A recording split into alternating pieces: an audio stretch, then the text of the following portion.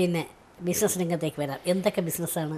Business രംഗത്ത് ആദ്യം ഞാൻ ഇവിടെ ഗൾഫിൽ പോകുന്നതിന് മുന്നേ ഇവിടെ ഇത് അതുപോലെ ഐ.ടി അത് മറ്റുള്ള ഈ ഒരുപാട് ബിസിനസ് ഹോൾസെയിലായിട്ട് ഇങ്ങോട്ട് വരും. ഷുഗർ, സക്കർ ഇങ്ങനെ ഇതര സ്റ്റേറ്റിൽ നിന്നെല്ലാം കൊണ്ടുവന്നിട്ട് ഇത് ഹോൾസെയിലായിട്ട് ഇങ്ങനെ കാഞ്ഞങ്ങാട് ആയിട്ട് ഹോൾസെയിൽ എല്ലാവർക്കും സപ്ലൈ ചെയ്തുകൊണ്ട് 5-6 കൊല്ലം അങ്ങനെ ആയി. ഗൾഫിൽ എപ്പോഴാണ് പോയത്? ഗൾഫിൽ 76 അവിടെ ചെന്നിട്ട് അവിടെ ചെയ്ത് ആദ്യമായിട്ട് അവിടെ ഇങ്ങനെ ഒരു റെഡിമെയ്ഡ് സോപ്പ് ഉണ്ടാക്കി. അത് പിന്നെ കുറേ അങ്ങനെ 5 സോപ്പ് ഉണ്ടാക്കി. പിന്നെ അത് പിന്നെ ഇലക്ട്രോണിക് രംഗത്തേക്ക് വന്നു. ഇലക്ട്രോണിക് ആക്കി പിന്നെ സൂപ്പർ മാർക്കറ്റ് രംഗത്തേക്ക് വന്നു. അപ്പോൾ ഇന്നും നന്നായിട്ട് പോകുന്നുണ്ട്. അത് അവിടെ റിറ്റെയിലും ഹോൾസെയിൽ ഇതര കൺട്രിയിലേക്കെല്ലാം കയറ്റി അയക്കുന്നുണ്ട്. അവിടെ എന്ന് പറഞ്ഞാൽ ഈ ആഫ്രിക്ക, റഷ്യ, മറ്റുള്ള യമൻ എല്ലാം കയറ്റി അയക്കുന്നുണ്ട്. അപ്പോൾ ഒരുപാട് ബിസിനസ് രംഗത്ത് ഒരുപാട് മാറി മാറി മാറി മാറി മാറി പരീക്ഷിക്കുന്നു, എല്ലാം വിജയം കണ്ടെത്തുന്നു. ഏതിലാണ് ഏറ്റവും കൂടുതൽ സംതൃപ്തി തോന്നിയ ഏത് ബിസിനസ്സിന് നമ്മളിപ്പോൾ നടക്കുന്നത് നമുക്ക് ഒരു ഇതല്ല. ബിസിനസ് എന്ന് പറഞ്ഞാൽ ഈ ആദ്യം ഉണ്ടായിരുന്ന ഈ ഗ്രോസറി പിന്നെ ഈ ഇലക്ട്രോണിക്കിൻ്റെ ഹോൾസെയിൽ ഇലക്ട്രോണിക് ഷോപ്പ് ഉണ്ടല്ലോ ദുബൈയിൽ തന്നെ ഒത്തിരി ഷോപ്പുണ്ട്.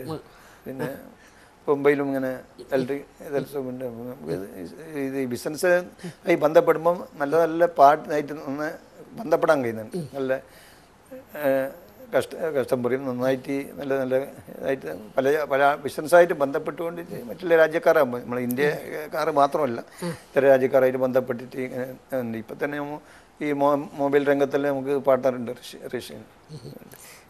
ഇപ്പോൾ പിന്നെ മുസ്ലിം ലീഗിൻ്റെ സ്റ്റേറ്റ് കൗൺസിൽ മെമ്പറാണ്, സ്റ്റേറ്റ് എക്സിക്യൂട്ടീവ് മെമ്പറാണ്. പിന്നെ ഈ ഇലക്ഷൻ ഇപ്പോൾ ഇലക്ഷൻ അടുത്ത് വരാൻ പോകുന്നു.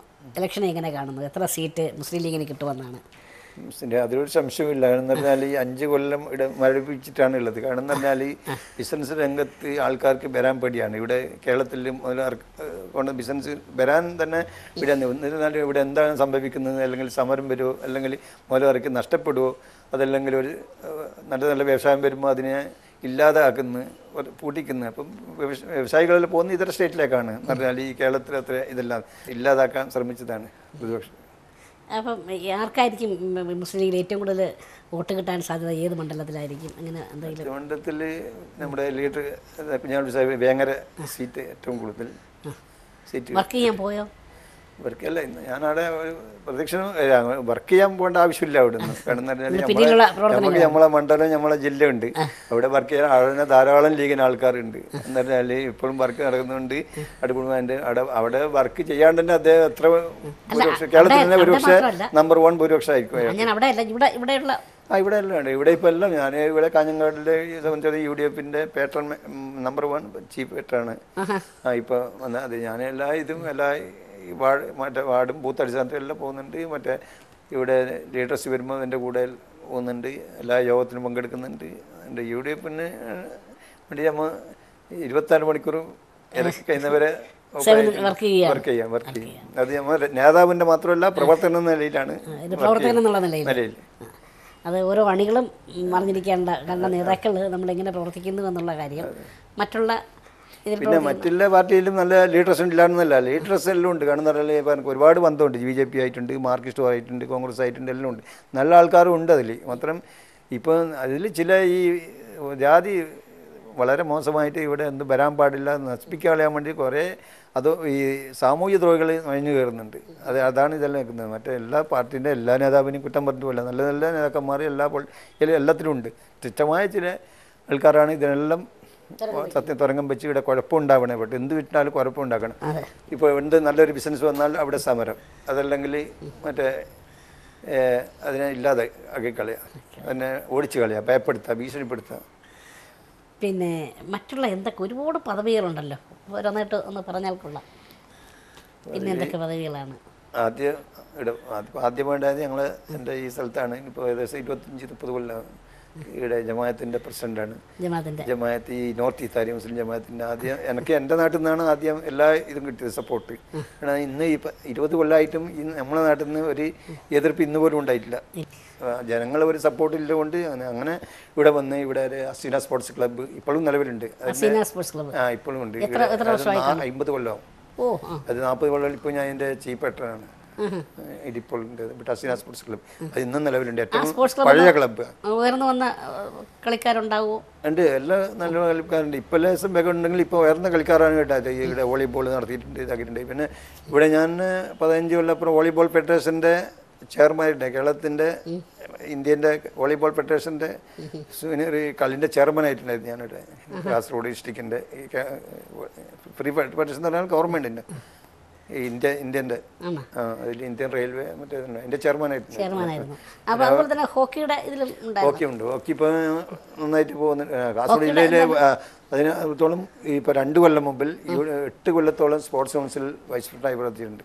നല്ല ഇതാണ്, എല്ലാ പരിപാടികളിൽ പോകുമ്പോൾ ഇടത്ര അതിന് മറ്റുള്ള സ്റ്റേറ്റിൽ നിന്ന് കിട്ടുന്ന മാതിരി നമ്മുടെ ഗവൺമെൻറ്റിൻ്റെ ഭാഗത്ത് നിന്ന് ഈ സ്പോർട്സ് രംഗത്ത് നല്ല ഒരു ഇത് കിട്ടുന്നില്ല, സപ്പോർട്ട് കിട്ടുന്നില്ല. മറ്റുള്ള സംസ്ഥാനത്ത് നല്ല എന്ന് പറഞ്ഞാൽ കളിക്കാർക്ക് പോകുന്ന എല്ലാ അലവൻസും അതുപോലെ വേണ്ട സൗകര്യം അതുപോലെ ഇവിടെ ഈ കേരളത്തിൽ ആ സ്പോർട്സ് രംഗത്ത് താല്പര്യം കിട്ടുന്നില്ല. ഒരുപാട് സ്പോർട്സ് രംഗത്താണ് ഇപ്പോൾ ഇവിടെ SP മുതൽ IG മുതൽ കളക്ടർ വരെ സ്പോർട്സ് അതുകൊണ്ടാണ് പഴയ നമ്മുടെ പാപ്പച്ചനും IM വിജയനെ പോലുള്ളവർ മറ്റുള്ള സംസ്ഥാനങ്ങളിലേക്ക് പോകേണ്ടി വന്നത്. ചോക്കേറിൻ്റെ പേരിന് അതാണ്. പറഞ്ഞാൽ ഇതിന് നികത്ത് കിട്ടുന്നില്ല. നിങ്ങൾക്ക് ഇപ്പം തന്നെ അറിയാം, ഇവിടെ ഈ സ്പോർട്സ് രംഗത്ത് നന്നായിട്ട് ഇവിടെ കളിച്ചതാക്കിയിട്ട് അവർക്ക് പോകാൻ അതിന് അമേരിക്കയിലെല്ലാം ഇവിടെ കളിയുണ്ടെങ്കിൽ ഇന്ത്യക്ക് പുറത്തോട്ട് പോകാനുണ്ടെങ്കിൽ അതിനുള്ള ഒരു സപ്പോർട്ടോ പേയ്മെൻറ്റോ ജനങ്ങൾ കൊടുത്തിട്ടേക്കണം. ഗവൺമെൻറ്റിന് തുനിയുന്നില്ല.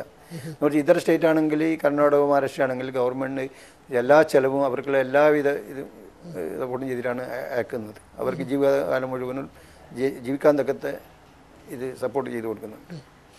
ക്രിക്കറ്റ് രംഗമായിട്ട് ബന്ധമുണ്ട്. ഇപ്പോൾ നമ്മുടെ ശ്രീശാന്ത് ക്രിക്കറ്റ് ഇപ്പോൾ വേൾഡ് കപ്പിലുണ്ടെങ്കിലും പുറത്തിരിക്കുകയാണ്. അപ്പോൾ അതും ഇതിൻ്റെ ഒരു ഭാഗമാണ് ഈ നമ്മുടെ സ്റ്റേറ്റിനെ നോർത്ത് ഇന്ത്യൻ ലോബി എന്ന് പറയുന്നത്.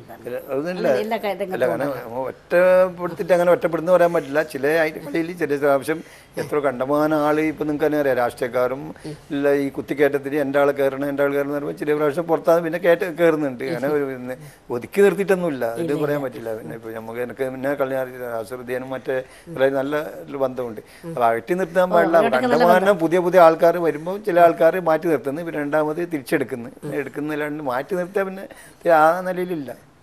പിന്നെ എല്ലാവർക്കും ചാൻസ് കിട്ടണമല്ലോ കളി. ഇങ്ങനെ എന്നാൽ എല്ലാവർക്കും കുറേ കൊല്ലം കളിച്ചാൽ മറ്റേ ഇപ്പം വരുന്ന പുതിയ ആൾക്കാർ കളിക്കാനുള്ള സൗകര്യം അവർക്കും വേണ്ട. അപ്പോൾ അതങ്ങനെ മാറ്റി നിർത്തുന്നത് പുതിയതെടുക്കുന്നു. തഴന്ന് പറയാൻ പറ്റില്ല. ശ്രീശാന്തിന് എന്നും എത്രയോ ചാൻസ് ഉണ്ട്, ചെറുപ്പക്കാരനാണ്. എന്നും അദ്ദേഹത്തിന് അവസരം കിടക്കുന്നു. എന്നും നല്ല അവസരം അദ്ദേഹം പൂർവ്വ കളിച്ച് നന്നാകട്ടെ എന്ന് പ്രാർത്ഥിക്കാം. നമ്മുടെ കേരളത്തിൻ്റെ അഭിമാനമല്ലേ. ഈ സ്പോർട്സുമായിട്ട് ഇത്രയും ബന്ധപ്പെടാനുണ്ടായ ഒരു കാരണം ഞാൻ ഇവിടെ ആദ്യം ഞാൻ പറഞ്ഞില്ലേ 40-45 കൊല്ലം മുമ്പിൽ അസിനാസിൻ്റെ ഇതിലാണ് ഞാൻ എല്ലാം കളിക്കുമ്പോൾ. അപ്പോൾ ഇങ്ങനെ നമ്മളെ ഏറ്റവും നല്ല നെഹ്റു യുവകേന്ദ്രത്തായിട്ട് കോർഡിനേഷൻ ചെയ്ത ഇതാണ് ഈ നമ്മുടെ അസിനാസ്. അപ്പോൾ അത് ചെറിയ എല്ലാ ക്ലബിലേക്കും അന്നും പോകും ഇന്നും പോകും. എല്ലാ പരിപാടിക്കും ഉദ്ഘാടനം ചെയ്യാൻ പോകുമ്പോൾ കണ്ടമാനം പരിപാടിക്ക് ഉദ്ഘാടനം ചെയ്യാൻ വേണ്ടി പോകും. ആ പോകുന്ന ടൈമിൽ പിന്നെ എല്ലാവരും ഈ കമ്മിറ്റി 36 സംഘടനയുണ്ട് ഈ കാസർഗോഡ് ഡിസ്ട്രിക്റ്റിൽ. പല രംഗത്തും ഹോക്കി, ഫുട്ബോൾ, വോളിബോൾ. അപ്പോൾ അവർ കൂടി നമ്മുടെ ഇതാക്കിയ അടുത്ത് നിൽക്കണം എന്നിട്ട് അങ്ങനെ അന്ന് കളക്ടറാണ് ഇതിൻ്റെ പ്രസിഡന്റ്.